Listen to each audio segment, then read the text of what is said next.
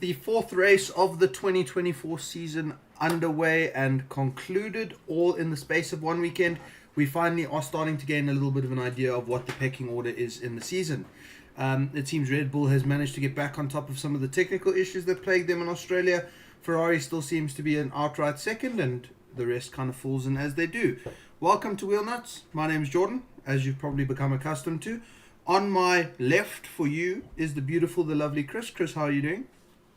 I'm doing good. It was a good Grand Prix. Nice early wake up. Made my day productive. I'm happy. Yeah, man, can't complain about actually how the Grand Prix went. And I was actually having a discussion with Ethan on WhatsApp, and I said to him, "What a boring race." And he said to me, "Dude, I don't know what you're talking about. I was quite captured by it from the moment it went live until the moment it ended." And I said, "Well, I didn't really see a lot of what happened, so I went back and I watched the highlights, and maybe just because they weren't driving the red cars, I overlooked a couple of incidents what was going on. But I mean, yeah, overall not a bad Grand Prix. I would give it a solid 6 out of 10, 7 out of 10 even. Let's say Maybe. I'd give it a 7. It was really nice because it's not often we get this many strategies there.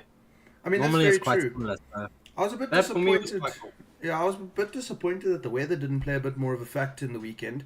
I know we had all of Same. this hype up about kind of rain during the session, rain during qualifying, all of the fun jazz and the fun nonsense that we always get from the F1 paddock. Sorry. And especially from Suzuka, man. Suzuka is normally quite famous for its wobbly weather. Sorry, just give me 1 second. My cat is pulling on my headset cable. Technical difficulties, technical difficulties. No, man, fuck off. Go. You are gonna fucking die. Look at this thing. Look at her.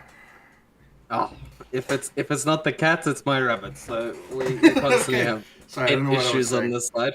It's already getting derailed, and we've been on live for like 2 minutes. Sorry. We're talking about the weather. Oh yes, okay. Yeah, disappointed about the weather. I was hoping to see some. It's always exciting when you get kind of dry to wet to dry races, or even dry to wet races, or even wet to dry. When there's that kind of variable in the weather with the strategy and the tire wear, you always get such a mixed up order. It's quite exciting, but unfortunately, it didn't play into our hands. Part of me is kind of grateful because Japan and rain has not had a very successful track record. With tractors and drama from the FIA side of That's things. true. So, I mean, part of me is glad that it never really played out like that. But, at the end of the day, it was still a decent race. It was, and I think, if you look past just the racing, to me at least, there were quite a few storylines this weekend. Starting off, I have to give a shout out to Valtteri Bottas. I thought he had a really good weekend. If he wasn't driving the Sauber in terms of Pit stops. taking 4 to 8 seconds for pit stops, I think he would have gone a top 10. So that was really unfortunate to see, and he was on it from the get-go of the weekend. Yeah. That was pretty impressive, and they brought some new upgrades. I believe it was a floor, so that seemed to work well. But man, poor Sauber and their wheel nuts. Like, what is happening? I don't know, man. It's actually kind of sad to watch at this point. Mhm. And just frustrating, Like I think in the first 3 Grand Prix of the season, I don't know if it was Bottas or if it was Zhou, but one of them was in the pit lane for more than 2 minutes in the first 3 races, which is terrifying. Which depends on the motorsport, Some motorsports you're going, wow, that was not bad. But for F1, you're just Yeah, holding that's- your head in your hands because it's like, It's shocking. How? It's really bad. How? I don't know if it's maybe the actual manufacturing of their wheel guns and their the nuts and the bolts that they use, but I thought it was kind of up to a regulation at this point by the FIA. So, dude, That's a good I point. really don't know. It's I frustrating. do. It is frustrating, and I do believe it is the wheel nuts. But forgive my let's say my idiocy here, but that seems to be one of the easier parts to manufacture on an F1 car. If you Oh ask yeah. me, I mean, please call me out if I'm wrong. I'm not an engineer, but to me, that's one of those get the basics right and you work on the advanced stuff. That is a basic to me. no man. So- I mean, it's probably quite a bit Yeah. easier to manufacture than the intake manifolds, the internal combustion unit, and I can see a wheel nut not being on high on the priority Easy list, work. but come on, Sauber, it's actually ridiculous. Like, Yuki, granted, V-Carb had a banger pit stop to put him ahead of the They did. the Sauber, but I don't know, man. It was just so disappointing. I mean, I love the story. Yuki, obviously, at his home race, having a really, really fantastic race, which we'll get on into a second. But again, it's just frustrating when you see the Saubers having a decent weekend, and then all of a sudden they just absolutely derailed, like we saw in Australia, completely derailed by pit stops. And I don't know, it just needs to get to the point where they You need to don't sort even it out. get your hopes up because you're watching and you're just sitting there and you're like, okay, but they have to pit, so this is gonna be for nothing. I mean, I wonder how this is affecting the drivers psychologically. It has to be breaking them because you're sitting there going, no matter what I do, I'm gonna lose 2 extra seconds in the pit stop if I'm lucky. To all three of the Sauber fans out there, I'm so sorry. I'm very sorry that the season's going how it's going. But yeah, Agreed. I mean, besides from Sauber, kind of a stinker Man, weekend Yuki. again. Oh yeah, okay. Let's go on to Yuki rather. I think Yuki Let's had go a, on to Yuki. Yuki had a That bit was of a good one. stonker. Yeah, he had a fantastic weekend. Dude, the moves to the S's were just beautiful. Oh, So fantastic, like ridiculous. You don't really see moves through that section that often, but when a driver has confidence and he's setting up the corners and he's getting his lines right and he's getting his exits perfect, I don't know, it's just there's something like poetic about seeing overtakes in the S's compared to like I don't know up into the hairpin or kind of down into Agreed. the first corner. It's so like pretty to watch. I don't know. it's so agreed. And what was shocking is Stroll also did it twice. But I it's wa- different because when Stroll makes a move, you just hold your breath. Yeah, I You're know. like, that was a bold move. You shouldn't have done that.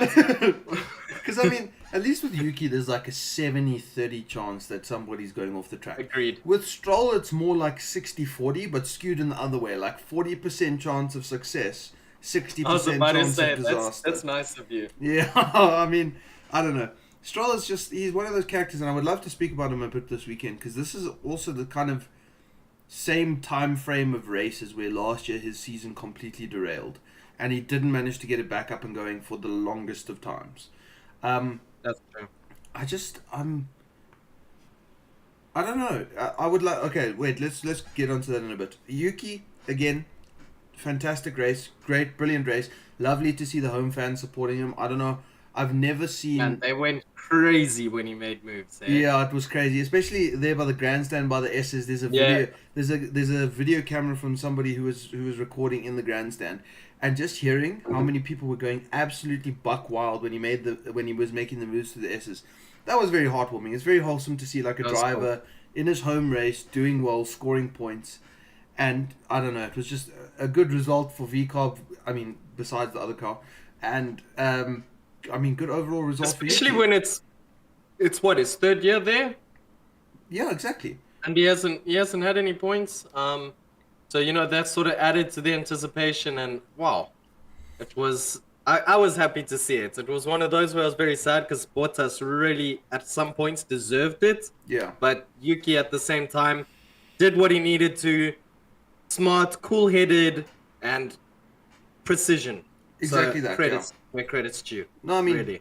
brilliant to watch. I don't know if you want to touch a little bit about his teammate, Mr. Danny Rick. Well, that's a think quick conversation. very unlucky. You can call it what you want. You think so? I think it is so unlucky. He had Stroll on his left, Stroll's on the curbs. That is a dangerous combination. And then directly to his right, you have Alex Albon coming up in the Williams. And if Stroll's on my left and Alex Albon's on my right, I'm not even going to look at my right mirror. As soon as I see Stroll in my left mirror, I'm paying attention to where that car is on the grid. And granted, Danny Rick probably shouldn't have moved over as aggressively to the right as he did. And That's he did. my issue. I think he might have been a little bit more to blame for the contact than what Alex was. But if you watch it again and you pay attention to Stroll's lining of his car through that corner, if Danny Rick held his same line and didn't give more width and try and take the corner to stay ahead, Stroll was not making that corner without touching Danny Rick's tires. And it's a little bit hard to like pinpoint to blame. I think that's why nobody got penalties. Well, partially because they both DNF'd, but I think for me that's just a racing incident. Unfortunately, I think Danny Rick was so possessed by the car, sticking his nose up the inside, that it was really difficult for him to see where Alex was. And I mean, granted, Alex probably got a bit of an unsuspected launch into that first of the S's. But again, yeah, I can see the perspective that everybody's saying Danny Rick shouldn't have moved across as aggressively as he did. I just don't see how you can put full blame on him. Granted, he still got out qualified by his teammate, and thankfully this time was a lot closer of a gap. I think like what 0.066 seconds. Yeah. But yeah, geez, I don't know. Danny Rick, something needs to happen on that side of the garage because this is actually I agree. shocking at this And point. this It's weekend he terrible. got Yuki's chassis. Did you hear that? Just to put to rest that his car wasn't different to Yuki's. I thought that the chassis change was only coming in Shanghai. Maybe. I might be mistaken I on thought that. it was this weekend, but we will find out. But Yeah. I don't know. For me, it was interesting because personally, I think that is likely to be a penalty if it's not lap one. Yeah, granted, Because but there's a lot of weight put on the fact that it's lap one, and I do hear your point. You know, considering it's Stroll of all drivers does change the approach, but yeah, for me it's just the aggressive switch across the track on the second corner or third corner, however they count it, and there's bound to be someone there. But I do see, but when I say I blame Ricardo, it's like 5%. Yeah, It's for not sure. like I'm saying he's like 80% at wrong. No, I think he's like 55% at wrong. Alex was, I think, quite unlucky because there was quite a gap and he just had momentum and he tried to back out, but it was just too late. for I'd sure. give Alex literally like 20%. But I do agree. At the end of the day, it's not like I'm looking and going, yo, Ricardo, that was awful. It was just exactly as you said, unlucky. My thing Um, is, I don't know. How often do you see three wide through the S's pay off? How often can you see successful racing three wide through the S's at Suzuka? Especially with kind of the current spec of Formula One car. Granted, back in the day, like 2003, 2004, you might have had enough room on the track. But if you go three wide through the S's right now, either somebody's going to get sandwiched or two of the drivers are going to have to bail onto the gravel because there's not enough. They carry too much speed and they don't have enough turning radius to be able to all three make it through the S's successfully. And I don't know. I do feel bad for Alex. Alex obviously had a great launch, good start. Was already up side by side with Danny Rick. Was going to get past both of them arguably if Stroll wasn't there. But yeah, I don't know. That's just lap one racing incident to yeah, me. I don't really know I if you can agree. put too much more blame on anybody else for that. Fair enough. And I think one thing that is nice is we finally got our lap one incident. Exactly, yeah. I mean, You know, we were complaining about that. I wouldn't have liked it to end up in a red flag because that made it a bit anticlimactic on the restart. But yeah. no one was injured. We got a little bit of, you know, chaos, let's say, and a bit more idiotic courage, Exactly, which yeah. I was dying to see because it just felt like people were a bit more relaxed, which logically makes sense. Exactly that, yeah. Sensible, but yeah. I don't know. We'll see. I'm kind of interested to see Danny Rick's progression because as much as he shunted out of the weekend and he didn't have a race, the qualifying gap, sure, Yuki started qualifying, Yeah. but it's his home Grand Prix. You cannot count that out. I think Damon Hill said, in front of your home crowd, you get that extra moral boost. You find an extra tenth, an extra 2/10 around the circuit. And Yeah. the fact that the qualifying gap was still 0.66, granted Danny Rick has a lot to prove. I think that the rest of the season should be a lot closer. If Danny Rick didn't have anything wrong with his chassis, then I don't even know what to say about it. But I really didn't see kind of Danny Rick having a half a second gap to Tsunoda in qualifying like we saw in the first three races. That's So true. I'm sure that we'll see that progress. But yeah, another kind of stinker of the weekend I would like to talk about would be kind of the whole Williams package. I don't know. Yeah. Logan obviously had that shunt in FP1. And then during the race, he kind of also had a bit of a stinker, going down into the gravel and kind of screwing up his whole strategy, screwing up his whole race, which was, I don't know. Very sad. I'm finding it quite hard to defend the kid anymore. Like, I love him. I really like him. He's a very sweet kid. I always thought he was a decent F2 driver, and I was hoping that he would make waves in Formula 1, but it's just really hard to defend the kid. Yeah, it's just not there, and unfortunately, it's giving me a bit of a reminder of Mick in terms of it's like pushing the limit and then into the wall, and Williams can't afford that. And I think that's what's difficult is then if he's too conservative, he's way off the pace. And then when he is on the pace, he can't really maintain it. So I do agree with you. He's a nice guy. It's nice to get an American in. I think that always helps the sport. For sure. But I am in a similar position as you that it's just getting a bit tough to defend him, which is sad. Yeah, it is a bit sad. I mean, Williams just needs to. Hopefully, when the upgrade packages start coming into fruition, we'll see Williams kind of, with their resurgence, Yeah. kind of back to where they were last year. I think their different car concept has put a bit of a block in the, kind of in the progression of that car. But I think it's opened up more potential in the car, which is a good thing. But they just need to start dialing it in, getting it in the right space, getting it into the right temperature zone, right setup windows, and allowing for the drivers to kind of drive the car a bit more freely, because it does feel very much feel, if you watch either of the drivers at the moment, they don't feel as comfortable, they don't look as smooth, they don't feel as at home in this current spec of the car as they did in the last one. Maybe it's a bit of That's true. unpredictability. Maybe if it's, I don't know, it could just be a completely different car to drive and they're just getting used to the handling and the characteristics of it. But yeah, I don't know. Williams, I would like to see them get back into a bit of a state.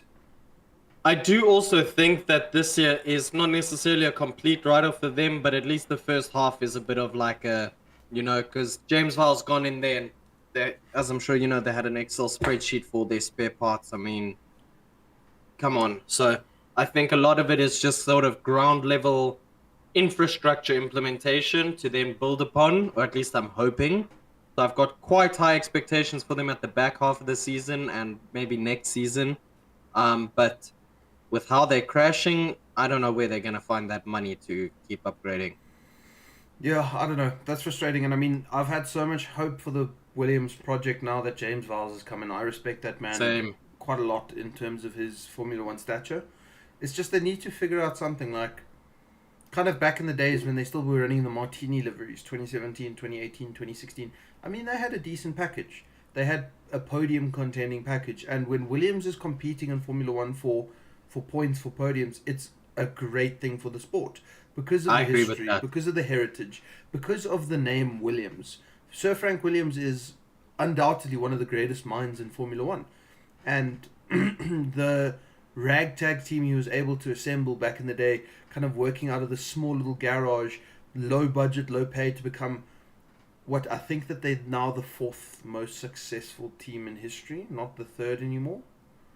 I believe it's Sounds about right. McLaren, Ferrari, Red Bull, and then Williams. No, they might even What are be we fifth talking now. about? In terms of What are we- drivers' championships, drivers' constructors' championships, and wins. Yeah, probably fifth. I think Mercedes probably overtook them. For sure, Mercedes definitely overtook them, I would say. But yeah, I don't know. I like seeing when Williams competes. They're a name you want to see succeed, just because. And of also, the it's history of the nice group. seeing a customer team. It's nice seeing a customer team do well. Exactly that. You yeah. know, that's not something that happens often. And if I had to choose a customer team to do well, it's always going to be Williams. Exactly that. Always. Yeah. I mean, I So, completely yeah, agree. that's a good point. I much prefer their name in the sport to a lot of the others down in that side of the grid. But yeah, speaking of the other side of the grid now, Mercedes starting to put a little bit of pieces back into the puzzle, I would say. Trying to rebuild kind of after a shocking Australia, like terrible Australia, couldn't have gone worse for them. Seemed like they had a bit more control of the car this weekend, kind of a control of how the weekend played out. Obviously, the overall Yep. pace is not there, and the drivers don't seem still too happy with the package. But I mean, And they decently, got a shitty strategy. exactly that. Come But on. I mean, from the driver's perspective, it was a well executed race. From the team's perspective, the strategy could have been better. I like how you said that, yeah. Yeah, I just think when Mercedes needs a couple more weekends like this where they can have a clean race, no drama, no mix-ups, no nonsense. Just get get the data, get the track data, and work on it, and try and bridge that gap and the correlation between the wind tunnel and what they're actually seeing on track.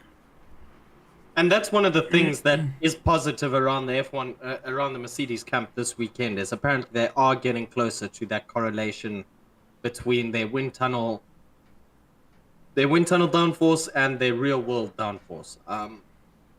Because they've been struggling with that a lot. That, for those of you who don't know, basically in the wind tunnel, it shows that this package is second fastest, if not fastest. It's amazing. And then they get to the track and it's bloop, fourth fastest car and fifth fastest car besides Alonso. But Yeah. we'll also discuss that later. So it's just crazy because how a team got this so wrong after winning so many championships is a bit heartbreaking. But every team must fall at some point. So if this is their lowest, it's okay. But there is something I actually want to speak about also while we're on Mercedes, which is really sitting quite badly with me, and that is, so Lewis Hamilton has always been after brand ambassadorship after his career, and that was one of the main things why he kept going for short deals with Mercedes. He kept on going for a brand ambassadorship role, and they didn't want to give it to him. Now, I'm not sure if this is a rumor or confirmed. I think it is confirmed though. Now they've come out and offered Max Verstappen a brand ambassadorship, which to me is just like, the guy who won all your championships, you don't want him as your ambassador, but Max, who's arguably a bit less character, he's a bit less of a character, personality. Lewis is Lewis Hamilton. People know about him who don't even watch F1. Similar to Max now, but I just think he's so much more marketable. So I don't know. That sits really badly with me, to be honest. I'm frustrated by that. No, for sure. I mean, if those allegations are true, I think it just speaks to the the desperation of Mercedes at the moment to find something. Um, the fact that they wouldn't offer Lewis that deal, it meant that they were kind of confident that they didn't need Lewis. They needed somebody. They didn't need a specific driver. They were confident in their team. They were confident in the engineers. They were confident in the car.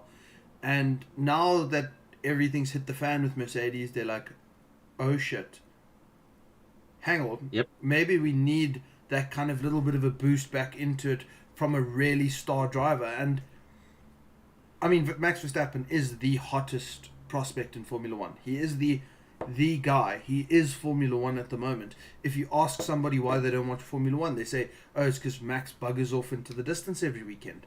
And Yep. he is the best at the moment. There's no debating that.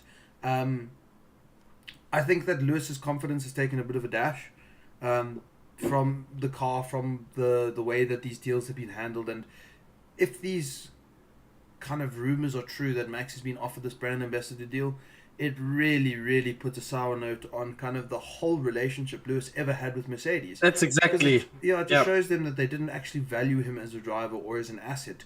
They just kind of kept him around because he was winning races. And you can't do that. You cannot treat somebody who's won 6 championships in your constructor like that. You cannot just discredit what he's done at that team. And he's helped to win 8 constructors.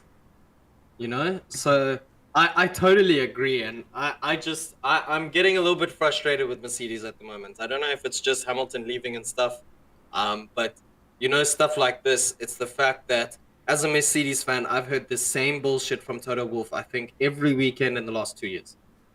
It was an okay weekend, not what we wanted, but we got some data. We'll be back at it, and we'll come back harder next week. Next week comes, same thing, and I don't know, man. I'm very curious to see if Toto Wolff can pull this out of the ground, because right now it looks like he's panicking a bit. He's looking for some short fixes, and that is not F1. He was handed a successful project to start with, so I'm very curious to see if he can fix this. Yeah, I don't know. We'll see. I don't know. I believe Mercedes implemented the first of their upgrades. It wasn't a major upgrade. It was kind of a decent upgrade this weekend. I know that they pushed back some of the upgrades, similar to what Ferrari did, where they pushed their big upgrade back to Imola, where they're going to release version 2.0 Yep. of the car. So maybe we'll see a bit of performance picked up from Mercedes. I mean, they've got the staff, they've got the facilities to be able to do it, and they've got the knowledge of Lewis Hamilton. I don't know how much knowledge he's willing to share at the moment, just because of how he's being treated, and kind of how he almost looks like he's in dismay at that team. But I don't know. I think I agree with you. he's just waiting on he's Ferrari. I think, Yeah, and to be fair, he's been at that team for more than 10 years now. He's man, been. that Ferrari move is looking like a chess move, eh? It really is, and I mean, we all speculated whether it was a sideways move or a backwards move at the start of at the announcement period, but it's really, really Not looking like it's anymore. going to be phenomenal. And Or from the rumors that are going around in the paddock about Ferrari's Imola upgrade, I don't know. We spoke about this again, where I said I didn't really respect Fred Vasseur as a technical mind. Um, I don't know. It seems like he's just pulling blinder after blinder, and I think he's a good leader. I don't think he's the strongest technical figure, but I think he's a good leader who's taking on just the team principal role, which is what Ferrari needed. Because Mattia Binotto, for example, had a ton of duties besides team principal. exactly that. So And I mean, he's Yeah. earning a lot of respect and very quickly, if you ask me, and I think we Exactly. can both agree on that. and I think one thing that bothers me is always how involved Ferrari as an entity has been inside Scuderia Ferrari Grand Prix racing, and Yeah. I think maybe Fred is just a lot more politically savvy than what I think so. like a Matteo Binotto was. Matteo, unreal technical mind, brilliant. He obviously worked in the the car around the time of Schumacher. He was working in the garage as an engineer at that point. And the engines. He was working on engines, and that's where Ferrari had such a stonking period with the engine at the start of 2022, 2023. It's all kind of groundwork, but now I don't think he had that political mind to be able to deal with kind of your John Elkins agree. and your higher ups at Ferrari. I think Fred's doing a better job of that, and it really shows because Ferrari, from the clown show, the absolute meme of the F1 community, Photoshop clown faces, everyone disregarding the Italians every single weekend. Oh, Ferrari's so useless, their pit stops are rubbish. Ferrari is looking like sleek contenders. They look like they have their shit together, which makes me the happiest man on the planet. And it really gives me good hope for when Hamilton comes across. And I really do think, 100%. mark my words, this is a blinder of a move. Mark my words. I agree with you there, and I just think the whole way they're setting this up is exactly how you set up a championship winning team. You Exactly get the that. stuff in from the key places, you get some Red Bull people, some Mercedes people. Then with that, you start building up quietly, and then you start bringing the drivers in, that you need, and off you drive into the sunset. And I think also, personally, what Fred Vasseur is good at is making the tough decisions and making them confidently and quickly. Exactly that. Which yeah. is also something that Mattia Binotto struggled a bit with. It was quite common that it was, like we are checking all of that stuff. Do you want this plan or this plan? Now it's a bit more, this is the plan. If you don't want it, speak up. But for now, this is the plan. Exactly. There's that. no conversations during the entire race. So, I'm really stoked to see what's what here. Oh, I'm so excited for the coming up of Ferrari. Obviously, Now they just need to execute. exactly that, and I mean they have been this weekend. Charles, two different strategies. Both strategies worked a blinder. Charles from P8 to P4, brilliant race. He had the lowest tire degradation out of anybody on the entire grid during the race. Lost an average of 0.05 seconds per lap, where the next closest was Sergio Perez at 0.0116 seconds per lap, or 0.116 seconds per lap. But again, Charles was on top of the tire wear. Charles had a great race, brilliant one-stop. Everybody thought a one-stop was impossible. Carlos as well, executing the two-stop to perfection, as we've seen from the smooth operator. He's been going about his business this year. Nobody can fault him. He is performing spectacularly. But I've been actually seeing a little bit of chatter now about kind of the root of Charles's kind of qualifying mishaps now.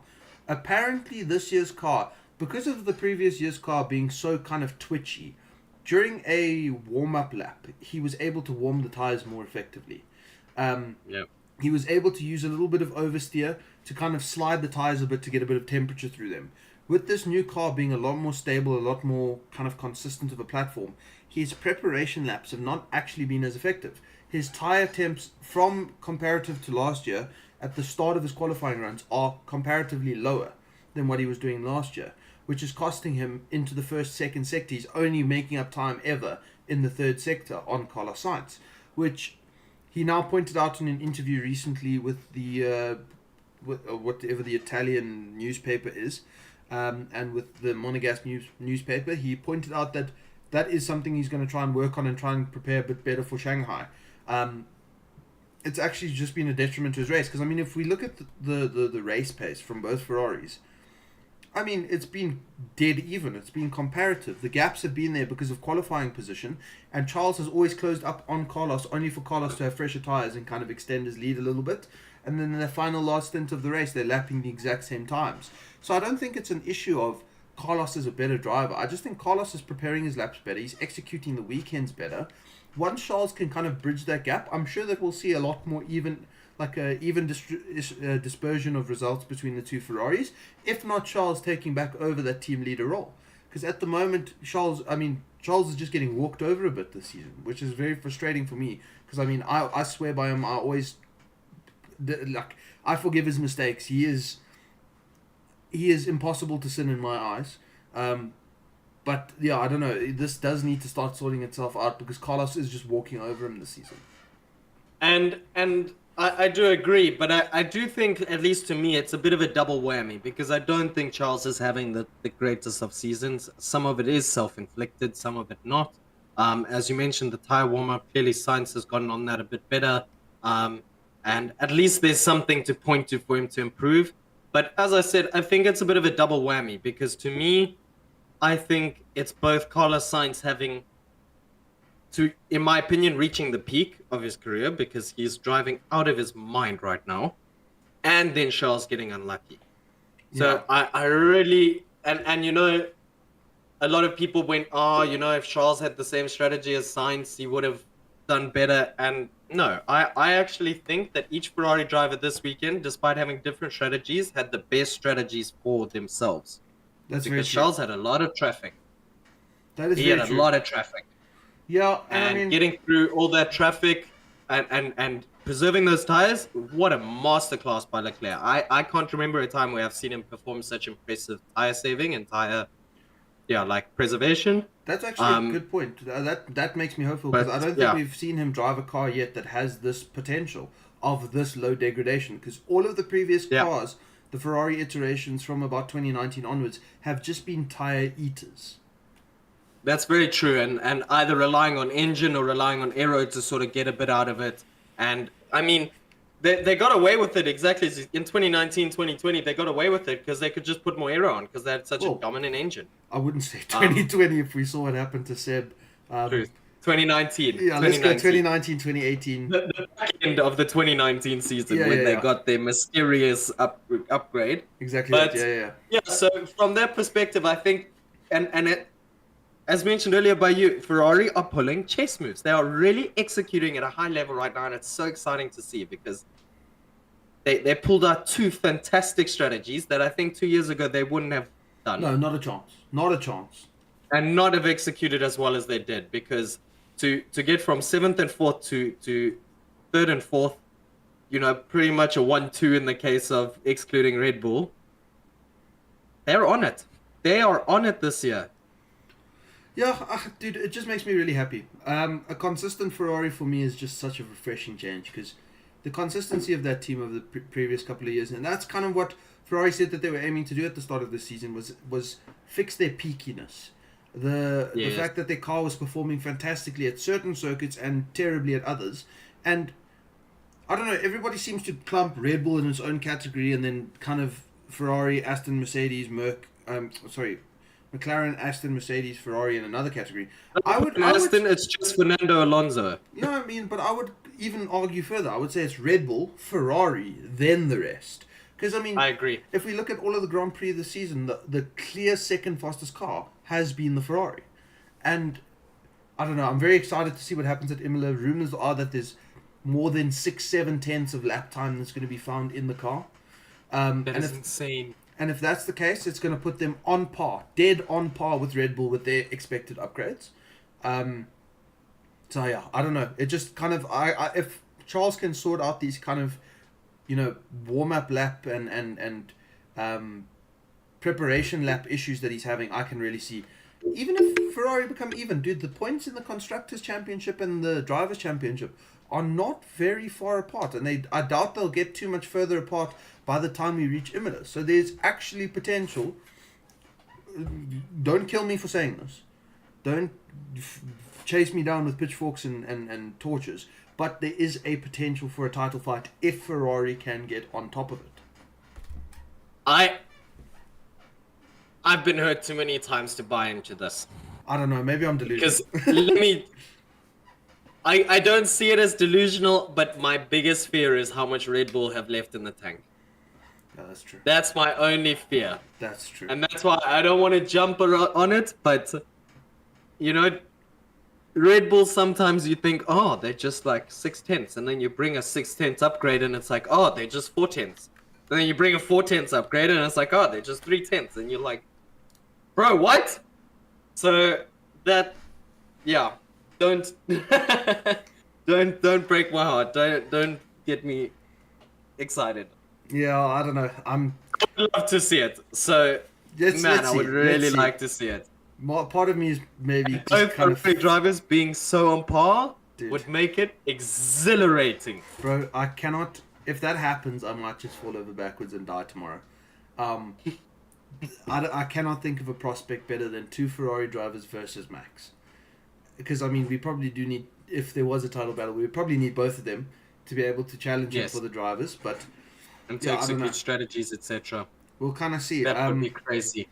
Shame. I feel like we've been neglecting chat a little bit here. We've had quite a few questions as we've been going. Ethan started us off. Did you guys hear Stroll's temper tantrum? I mean... No, did he punch another wall? No, dude, he was crying over the radio. He was like saying that he's in a different category with how bad his engine was. I heard that. Dude, I don't know. That was just diabolically childish. It was just so would stupid. have killed it.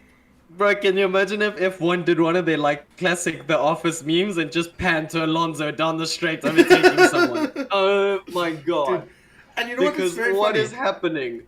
I remember Fernando Alonso saying GP2 engine when he was in the McLaren, and now Stroll, who's Fernando's teammate, is saying different category engine in That's actually in a Aston. good point. I don't know, it's quite interesting. I just think Stroll's a bit of a pawpaw. He's not a good driver. He's got his days where he can perform Can well. we please call him a day on his career? Because... Dude, I think the next time he gets a podium, he must just take it and then just leave the sport for good. Just end on a podium and just bugger off, because eventually there will be a rain-soaked race and he will turn into Ayrton Senna reborn again, and then... but we know if he doesn't retire after that, he's just going to fade into obscurity again. He is like Schrodinger's driver, where he is. You don't know what you're going to get until the actual Grand Prix happens. And Either sometimes he you get just terrorists- disappears for entire weekends. Yeah, I don't know. It's very confusing. And you know what I think is going to happen before we close this topic is I think he's just going to get so many bad results. At one point, he's just going to throw a piece of the car at a garage and something, and he's going to go, I don't want to do this anymore. For sure. Because it looks like he is so close to that. I hope it happens soon. We really need to free up that seat. Same. Just swap him out for Felipe Drugovich, an actual Felipe, deserving driver. That would be good. Yeah, I don't know. We also had then... I don't know what else we missed. We missed... Read some comments. Mercedes. Caden roasted you. That's usual. Please can we talk about Tsunoda, how Tsunoda is the GOAT and he deserves a better seat? I mean, Tsunoda had a banger weekend, don't get me wrong, but he wouldn't have scored points without that cock-up from Sauber, yeah. So, I mean... I agree. I think Tsunoda does... It was interesting, because his stints were too variable for me. For sure. He had a killer stint, and then his other stints were not bad, but they were like... Okay, that's good. Yeah, I don't know. I would like to see maybe Tsunoda, if Fernando does end up leaving Aston, Fernando moving to Aston. I mean, Yuki moving to Aston. That would be cool. Because, I mean, the Honda partnership is coming through, and I just think it's not that Yuki needs a better team. Yuki just needs to get out of the Red Bull program. Because every time Yuki is currently succeeding, and I was watching quite an interesting video about this earlier, I think it was Tomo F1 or somebody else who was making the point. Every single time Yuki is performing well, he is always dismissed about... That's so true. Like, kind of how well he's driving. Kind of when he was destroying De Vries. It was like, oh, De Vries is a rookie, it's expected, and De Vries is having a shocker. Then Liam Lawson stepped up to the car, and then, Lawson was performing really well for the car, but Tsunoda was still up to scratch with him. And everyone is heralding Lawson as one of the greatest fucking rookies without a seat. and then he was just disregarded again. Then Danny Rick steps into the car and he thoroughly outperforms Danny Rick towards the end of last season and the start of this season. Again, everybody's chopping it down to Danny Rick is having a stinker. Nobody actually gives Yuki credit when credit's due, and I think he's just stuck in such an awkward seat on the grid because he's just viewed as somebody who's driving for a second team. He's not viewed as his own And sponsorships. individual driver. Which, I mean, it's a bit sad because Yuki's always been stupidly quick. Like, ridiculously quick. I think even Helmut Marko said that they would rather keep Yuki around and have a fast driver that's mistake prone and air out the mistakes than have a slow driver who's consistent and try and build speed. Which, I mean, is a great That's philosophy. So I think Yuki just needs to become his own project. He needs to go off onto Aston, try and build his own legacy at that team, and get the hell out of Red Bull, because that Red Bull seat is not going to go to him at all, ever, in his career. I guarantee it. It's just so sad because, yeah, Yeah. he's literally just viewed as sponsorship money. I do want to say to Caden, he has had a bit of a consistent season, but it's also been two chunks because he had 14, 15, and then 7, 10. So I'm excited to see. Let's see if he can keep this point scoring up, which I know is a tough ask in that car. I'm not saying it'll be easy. But yeah, there's nothing much I can add on to what you said. I completely agree. I think him moving out of the family would be great to unlock his potential. I think he's very grateful for Red Bull because when he got there, he was like a child. So it's been fantastic watching him grow up, develop. He's so exciting to watch. He's very, we were talking earlier about him versus Stroll overtaking the S's. He's just so confident. He's got a lot of commitment and stuff like that play out great in battles. So I'm excited to watch his season unfold and see if he can keep it up the top or if his head explodes from lack of swearing.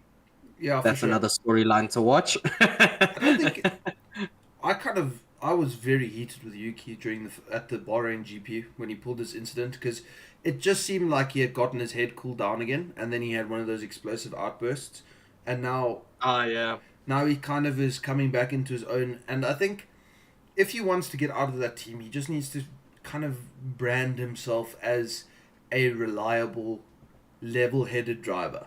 That is kind of what a team trying to fill a seat is looking for, especially when you're going to be partnering. If it's Aston, you're going to be partnering a Lance Stroll, who is like bipolar when it comes to racing ability. I just don't know. I think he just needs to work on building his stock a bit. Everybody's kind of writing off what he's doing at the moment, but I think he's a super talented driver. He does deserve a bit of a better seat at the moment, in my opinion. He's not as bad as some of the midfield drivers that we do have. But again, I just don't think he's going to be like a world champion, future superstar. Maybe a race winner at a point, but I don't see as high ceilings out of Yuki as a lot of other drivers. I do agree, and that's where, as I said, this season will be interesting because if you can get a nice multiple races strings, not necessarily in a row, but a string of points, every second weekend or whatever, then he'll start establishing himself as a potential, and if he keeps it cool-headed, he can establish himself as a potential team leader, which I think in this modern day and age, you really need to do because that is it is so easy to be replaced now that making yourself a team leader and being able to have those leadership abilities will help guarantee a job. So definitely, man, I'm excited for this season. I see your point about the ceiling. I don't have as strong of an opinion about him because I don't watch him as often as maybe I should. But yeah. Back to the chat. Jinx, do we think Sargent makes it past the summer break? I think he does because it's not the Red Bull driving program, but I don't think he makes it to next year. No, for sure. I think next year his seat's gone for Antonelli's. I think Mercedes will for sure outsource for the second seat in Mercedes. I don't think they're going to put an Antonelli directly into that seat. It all depends on Max Verstappen, doesn't it? It does, yeah, but I don't know. Which is crazy. I cannot it still just seems fake. I cannot see Max kind of leaving the Red Bull program in a position where he knows his. Yeah. Even though he's upset, rather go with the devil you know than the devil you don't, because you can kind of build a picture of what's going on at Mercedes with the exodus of engineers, with the kind of lack of faith in their drivers. the performance kind of the car. This is, I believe, the worst start to a season Mercedes has ever had as a constructor. They're just on a downward trend, so I don't know why Max would leave. I mean, it's a hot topic. It's very interesting. If stuff starts going back to its old ways with Mercedes, and they start getting on top and they're contesting for race wins, I can for sure see Max doing it then. But at the moment, But that's not going to happen in this reg. No, not that's the issue. The Mercedes just does not understand this regulations. That's becoming clearer and clearer as we go on. I mean, 2 years of losing time on some tracks, it's just astounding. Let me rephrase: not losing time, but losing relative pace compared to the rest of the field. And I think on top of that, it would be interesting purely because he can look at it and say, what if I go do far better than Hamilton did? And then he gets to have the final say on, like, look, I drove the same car. But exactly, as you said, why would he want to look at it and go, I have another 15 win season locked up. I can establish myself as statistically the second best before 2026 even comes around. And if we hit it again, I have a chance to be the best of all time. So, yeah, it's crazy to me, though, just how it's died down and went dead silence. Sure. That's actually a scary thought to think about how many races Max has won in such a short period of time. It is, eh? Because he's on 55, bro. What was it? By the start of the 2020, by the end of the 2020 season, he had 9 or 11. Yeah, I was about to say in that range. In 3 years, he has won 45 races. 45 races. It's stupid. How many did he win in 2021? He won 12 races in 2021, right? Yeah, 22 he won what? 15, 16? 22 he won 14 or 15. 2023 he won 20. He won 18 or 18. No, I swear he won more. There was 2 races that Sergio won and one that Max. Yeah, he won 19 races. We're not rich enough to have a fact checker. Here I go. Okay, cool. We need like Jamie from the Joe Rogan podcast today. Like, Jamie, check this info. I think it was 19 race wins. Because I think we had a 22 race season if I'm remembering correctly. So 2019? No, wrong year. Which year do you want? 2023. 2022. Okay, 23. Sorry, this website is a bit ass. We got 1, 2. I was really hoping they'd have a list of how many races there were so I could just count which ones he didn't win.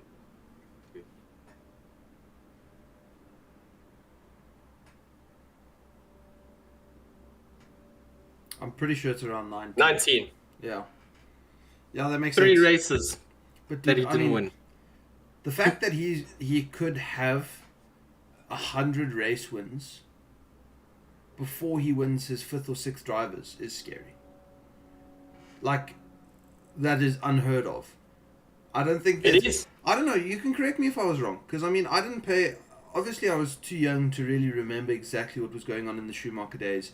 I was too young to really. I mean, I was not really as clued up. I kind of watched it more casually.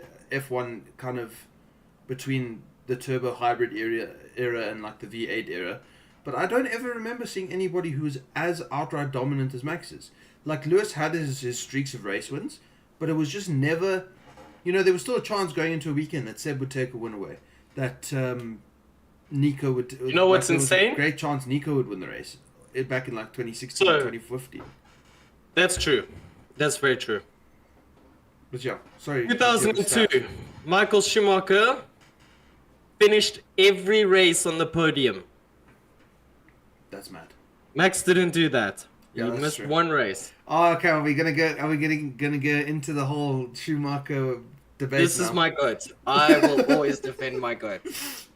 Okay, no, maybe that was a bad idea to bring it up. But no, but I mean that's fair. Like I think it is only comparable to Schumacher because Hamilton didn't have that.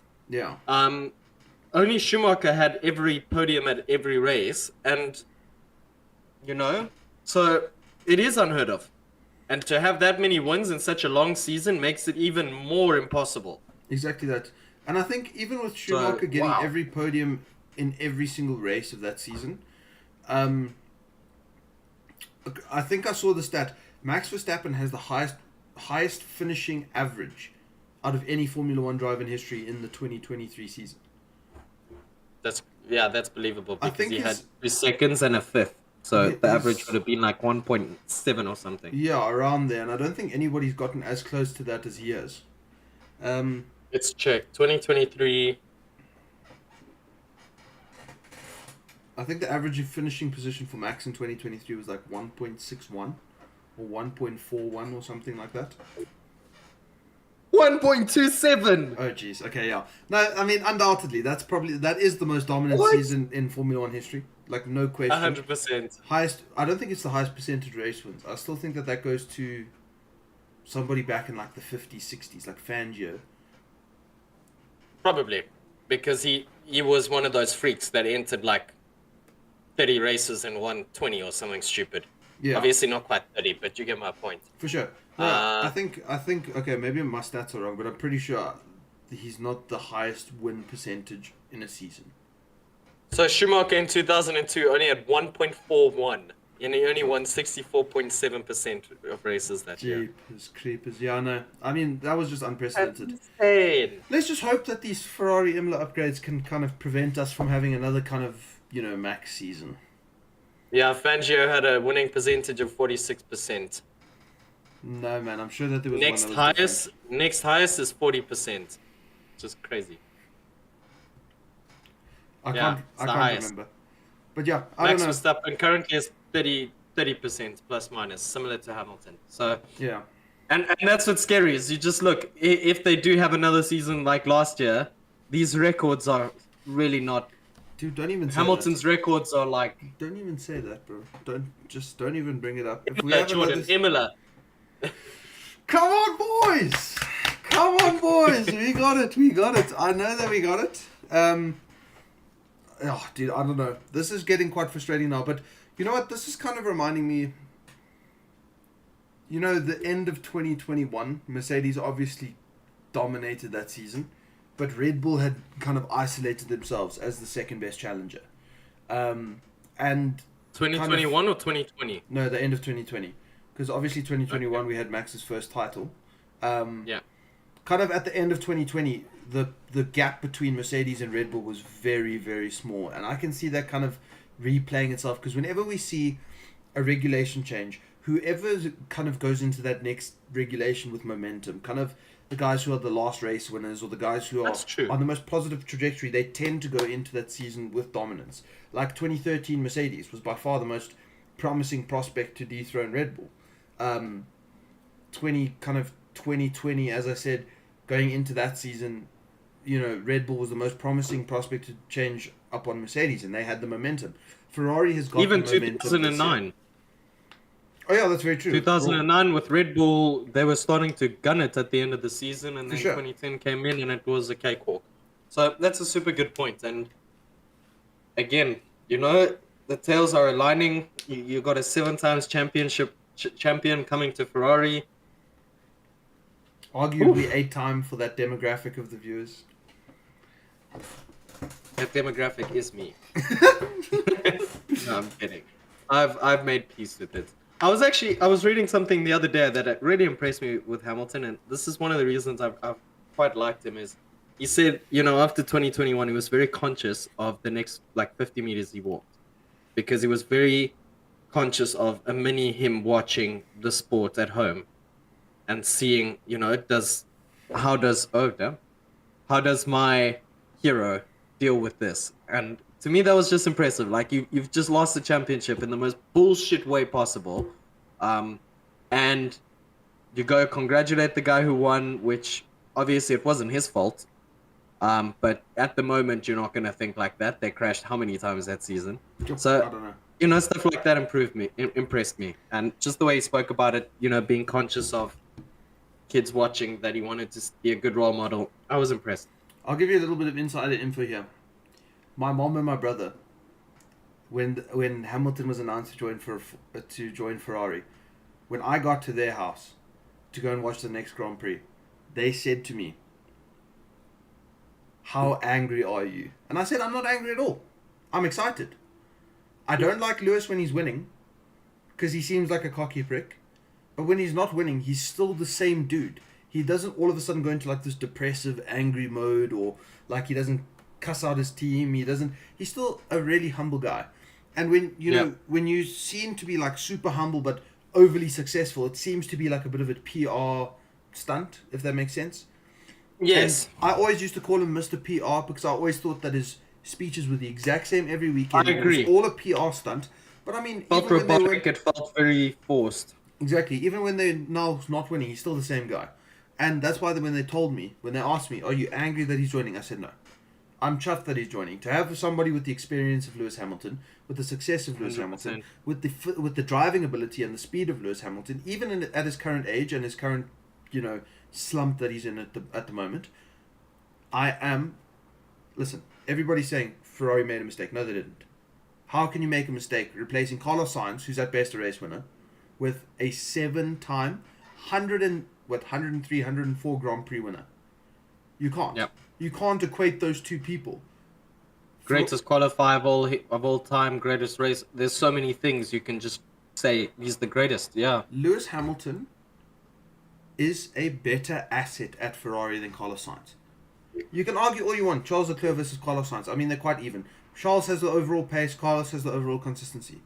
But to replace one of the drivers, arguably the less marketable driver, I would say. Charles is probably a bit more marketable. And not your wonder child. Exactly that. Who you've invested years in. To replace that with a Lewis Hamilton, that's a no-brainer. And the amount of stuff that's dragging on the internet at the moment, just shitting on it, the whole move, everybody saying it's a mistake. It's not a mistake. Let's be realistic here. It's not a mistake. Lewis Hamilton is Lewis Hamilton. Carlos Sainz. And you know what else it says? Is it just it puts it in bold that we're not fucking around anymore. Exactly that. We are serious. And that's what I like about this whole movement of Ferrari right now, is that there's so many things sort of all falling in line that it's showing that no, we are gearing up to hit our window. You know, teams often have windows of like championship success, and they're going, we're hitting that window with everything we can behind us. And that's why I think as a Ferrari fan, you have to be excited. And yeah, I agree with you. You know, I think we're going to see everywhere this whole year. They made a mistake, or it's going to be, they should have kept Sainz and all of this. But realistically, exactly as you said, Sainz is having a wonderful season. And Ferrari will think about it for 0.1 seconds before remembering it's Lewis Hamilton that's replacing him. Exactly. You know? That. So I think public opinion in this sport is so fickle. It's honestly so fickle. Everybody is a glazer and a dick rider until somebody doesn't perform for like 5-6 races. One weekend. Not even. Oh, he's washed. Oh, he's terrible. Oh, he sucks. But when Lewis was dominating, I find this so polarized. Yeah, but then when Lewis was winning championships, he makes the sport boring because he's better than everyone. He's too good. It's all the car. No, but I'm very excited for this, Chris. I'll send you a Ferrari cap at some point. Yes, please. Because I know that you're going to be converting over. You can put that garbage silver shirt that you have in the bin where it belongs.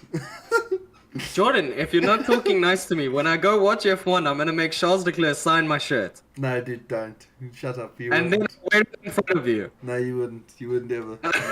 You wouldn't ever. Be nice. Okay, sorry. That comment was more directed to my mom because I can see that she's in the chat. If you're nice to me, I'll get him to sign a cap for you if I manage to get that. I'm not talking like it's guaranteed. Brother, if you do that, I will... I can't say that on the air, but...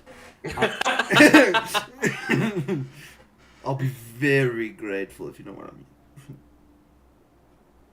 If you know what I'm saying. Okay. But yeah, shit, Let's guys, see. Do we have any more comments? I don't think so. We are running quite close. I just want to make one quick comment on Jenks. We do completely agree with you that there were a few more different winners. There were also races that we got first-time winners, and but I also think that the regulations allowed for that a bit more. That's true. But you know, the beginning of the season, and I think also, I'll make this quick so that we can wrap up nice and timely. But I think it's also going to be interesting to see how Hamilton develops with this car, because he doesn't often start well. He gets into the car as the season goes on.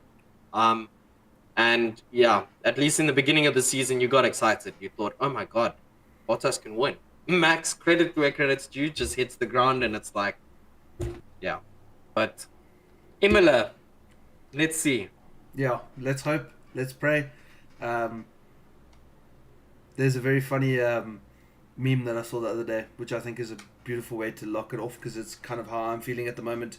It's a picture of Pepe the Frog in a Ferrari hat, and it said Ferrari fans waiting for Imola, and then on the canister it said Hopium, which I'm kind of I'm very much relating to at the moment because if stuff goes bad, Yeah. if stuff goes wrong from Imola, I might have to. That's even scarier. I might have to just intervene. I'll send Let's him a not very, think about very that, Jordan. email. Okay, yeah, no, bugger that. All right, but we've literally timed this to perfection. We are on the 1 hour mark exactly. So we're not going to keep you gents around for too And much ladies, longer. And women, ladies, sorry. and general people that don't want to be categorized. Thank you again for watching with us. We love doing these kind of podcasts. If you guys have suggestions, leave it down in the comment section under the live or just DM us on Instagram. That's also a good way to get in contact with us.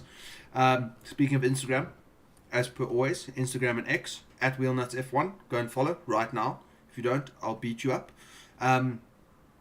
Chris, do you have any last closing comments you want to add?